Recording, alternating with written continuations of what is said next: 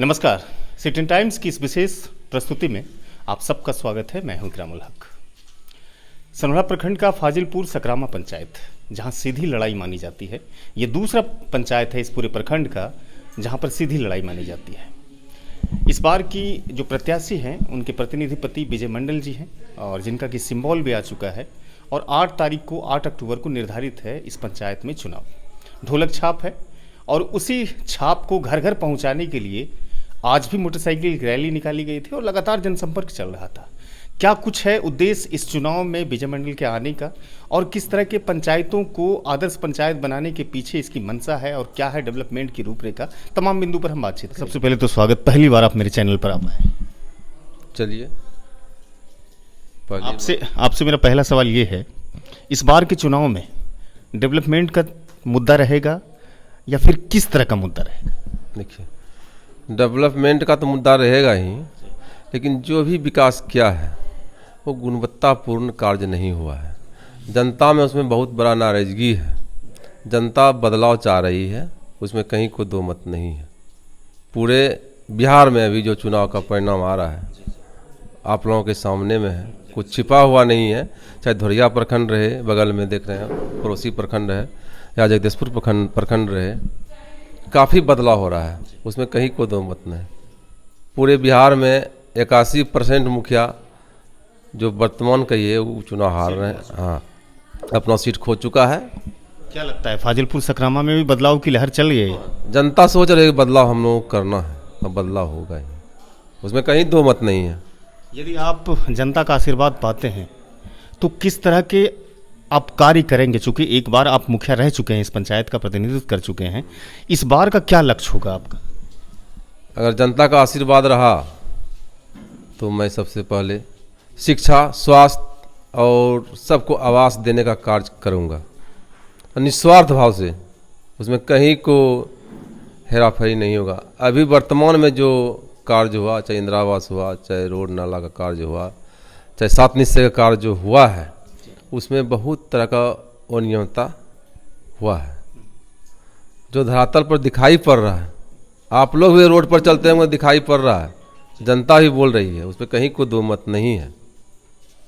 एक सवाल का जवाब दीजिए मेरे। चूंकि ग्रामीण इलाके के पंचायत चुनाव में मुखिया को इसलिए चुना जाता है ताकि वो बुनियादी तौर पर जो संसाधन होते हैं उसको मजबूत करे।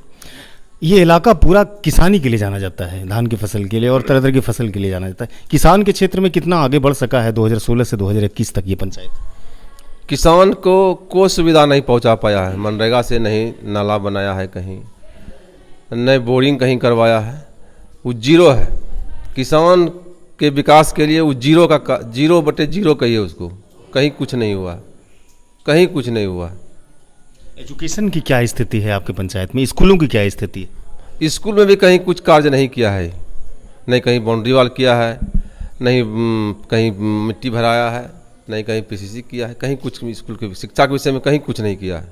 बुनियादी तौर पर डेवलपमेंट में सामाजिक सुरक्षा एक अहम रोल अदा करता है, प्रधानमंत्री आवास भी करता है और जो अलग अलग स्कीम्स होते हैं, चाहे वो कन्या विवाह योजना के तहत जो प्रोत्साहन राशि मिलती है, शौचालय की जो प्रोत्साहन राशि मिलती है, इन सब चीज़ों में कितना आगे बढ़ सका 5 वर्षों में आपका पंचायत? देखिए, वृद्धा पेंशन वगैरह में तो जीरो है। हमारे रीजन में लगभग हम 1200 पेंशन का कार्य किए थे 2011 से 16 तक में। उसको लिखित है, उसको मौखिक नहीं है, और हाँ रिकॉर्ड में है, उसमें कहीं कोई दो मत नहीं। कोई भी आदमी देख सकते हैं आप रिकॉर्ड निकाल के, उसमें कहीं कोई दो मत नहीं। संख्या दोहरा पाई 5 वर्षों में? नहीं, उसे बहुत पीछे है। वृद्धा पेंशन के मामले में बहुत पीछे है। कन्यादान विवाह वाला जो है उसमें भी बहुत पीछे है। तो ये किस तरह का डेवलपमेंट है? कहते हैं कि जो निवर्तमान मुखिया है डेवलपमेंट बहुत हुआ है। झूठ का पिटारा पीट रहा है यहाँ पंचायत में। वो जनता खुद देख रही है। जनता इस बात को समझ रही है? हाँ, जनता इस बात को समझ रही है, खुद समझ रही है, उसमें कहीं कोई दो मत नहीं है। आप ये बताइए कि आपके पक्ष में जो मताधिकार होगा, आपकी क्या है कार्यशैली और लोग आपकी तरफ क्यों आकर्षित होंगे? ये हम जो 5 साल कार्य किए हैं जनता के बीच में, जनता को जो सम्मान दिए हैं, उस चीज़ को जनता दोहराने का कार्य करेंगे, उसमें कहीं कोई दो मत नहीं है। ऐसा आशा है कि इस बार भी आपको निर्वाचित करेंगे? भारी बहुमत से जनता निर्वाचित करेंगे। कुछ आपके जहन में ऐसा कोई समीकरण है जो कि आप अपने वोटर्स को बताना चाहते हो? समीकरण जो है ना, समीकरण क्या कुछ कहेंगे अपने पंचायत की जनता को, चूंकि कुछ ही दिनों के बाद वोटिंग होना है यहाँ पर? नहीं, समीकरण तो यही है, हम जो 5 साल रहे हैं ना, जो जनता का सेवा किए हैं निस्वार्थ भाव से, एकदम बिल्कुल निस्वार्थ भाव से हम सेवा किए हैं जनता का, उसी को जनता दोहराना चाह रही है। और कुछ जगह जगह घूम रहे हैं, लोगों से मिल रहे हैं, किस तरह का मिल रहा है फीडबैक, किस तरह से अनुभव ले रहे हैं लोगों का?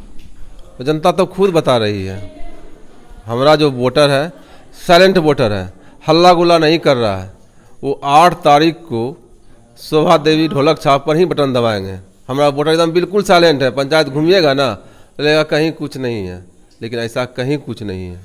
वो झूठ का पिटारा पीट रहा है कि हम चुनाव जीत रहे हैं 2000 वोट से, 1000 वोट से। हम कहीं कुछ नहीं बोल रहे हैं। एक बात आप बोले विजय भाई कि इस बार 81% मुखिया जो अभी तक परिणाम आए हैं उसमें नए आए हैं। हर जगह कहीं ना कहीं जनता बदलाव के मूड में है। आप जब घूमते हैं क्षेत्रों में तो ऐसा लगता है कि जनता बदलाव के मूड में यहाँ पर भी है। जनता पूरा बदलाव के मूड में ही है। हाँ, उसमें कहीं को दो मत नहीं है। जनता कुछ बोल नहीं पा रही है, लेकिन जनता एकदम बदलाव के मूड में है। यदि आप जीतते हैं, महिलाओं के क्षेत्र में क्या कुछ कीजिएगा बताइए? महिला को पूरा तरह से सशक्तिकरण करेंगे, उसमें कहीं को दो मत नहीं है। नौजवान छात्रों के लिए क्या कीजिएगा? नौजवान छात्राओं के लिए पूरा व्यवस्था करेंगे उसका। आपके पंचायत में सरकार भवन है? नहीं, हमारे पंचायत में सरकार भवन नहीं है। उसको बालिका उच्च विद्यालय, प्रायोरिटी नहीं, बालिका उच्च विद्यालय भी नहीं है हमारे पंचायत में। मनरेगा भवन? मनरेगा भवन हम ही शुरू किए थे। अब भले बात खोद दिए, हम ही बात शुरू किए थे। हम कुर्सी तक उसको लाए थे और पैसा का अभाव में हम पूरा उसको नहीं कर पाए थे। लेकिन फिर कार्यकाल समाप्त हो गया। खमाल तक ले गया। रानी देवी जो है मुखिया, खमाल तक ले गया, लेकिन ढलाई नहीं कर पाया। 5 साल के दरमियान में ज्यों का त्यों पड़ा हुआ है। यानी वो काम भी पूरा नहीं हो सका। नहीं कहता है मनरेगा में हम पूरा काम किए हैं। जब मनरेगा भवन ही पूरा नहीं कर पाए तो काम क्या किया हो। अच्छा, मनरेगा के तहत नीतीश कुमार ने जल जीवन हरियाली का भी एक स्कीम है, सेंट्रल का मनरेगा भी है। वृक्षारोपण को लेकर के, चूंकि ग्लोबल वार्मिंग का बड़ा प्रकोप है इस वक्त, ग्रामीण इलाके में 5 वर्षों में वृक्षारोपण हुआ। वृक्षारोपण में जो हम कार्य किए हैं उदम रोड पर दिखाई पड़ रहा है। कहीं उसमें किसी को कहने का कोई बात नहीं। कहाँ कहाँ दिखाई पड़ रहा है बताइए? देखिए ना, आप जहाँ भी जाइए, मेन रोड पर जाइए, भाई हमारे मोड़ पर से रोड पर जाइए, दिखाई पड़ रहा है। और रमासी से निसकरवा तक ये रोड पर दिखाई पड़ रहा है। फिर नदी पर से देखिए लक्ष्मीपुर जाइए, खुद दिखाई पड़ रहा है रोड किनारे वृक्ष का एकदम पूरा दिखाई, फलदार वृक्ष एकदम लगा हुआ है, सब फल खा रहा है। जनता खुद बताएगी आपको। वृक्षारोपण अच्छा कार्य हुआ, लेकिन इस 5 वर्षों में नहीं हुआ।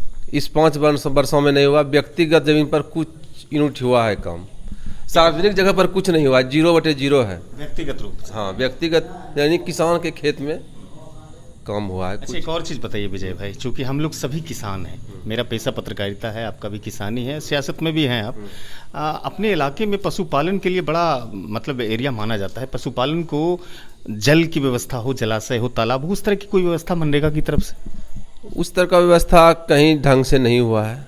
अब मनरेगा पशु शेड का बात खोल दिए तो पशु शेड बहुत बनाया है, लेकिन पेमेंट अच्छी तरह से नहीं करवा पाया है। उसी का तो एकदम यहाँ कहिए उसको।